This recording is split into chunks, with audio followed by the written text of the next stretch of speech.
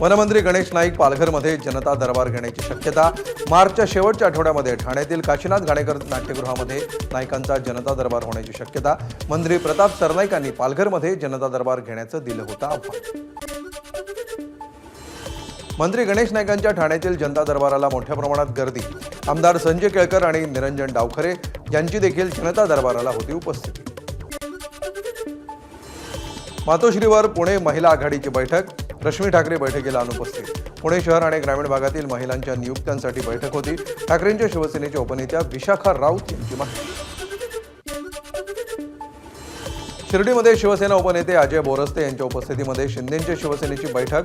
सदस्य नोंदणी संदर्भात अहिल्यानगर जिल्ह्यातील पदाधिकाऱ्यांना सूचना। आगामी स्थानिक स्वराज्य संस्थांच्या निवडणुकांसाठी शिंदेंच्या सेनेची मोर्चेबांधणी।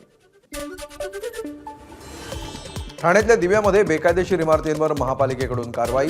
दिव्यातील रहिवाशांकडून पेट्रोलच्या बाटल्या आणि प्रतिकात्मक पुतळे दाखवत निषेध। दिव्यात झालेल्या कारवाईची चौकशी केली जाईल, याबाबत जाबही विचारला जाईल। तसंच उद्या कॅबिनेट बैठकीतही याबाबत चर्चा करू, मंत्री गणेश नाईक यांची प्रतिक्रिया।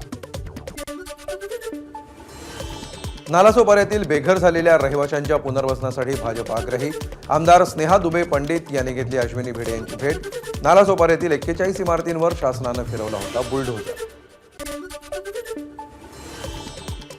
नवी मुंबईतील परिवहन सेवा संपूर्णपणे इलेक्ट्रिक होणार, पालिकेचा पर्यावरणपूरक निर्णय। नवीन इलेक्ट्रिक आणि सीएनजी बसचा ताफा परिवहन सेवेत दाखल। मुंबई नाशिक महामार्गावरील कसारा घाटातील एक मार्गिका 27 फेब्रुवारीपर्यंत वाहतुकीसाठी बंद। मुंबईत नाशिककडे येणाऱ्या मार्गावरील जुना घाटाच्या देखभाल दुरुस्तीसाठी राहणार बंद। मढी यात्रेमध्ये मुस्लिम व्यापाऱ्यांना बंदी प्रकरण।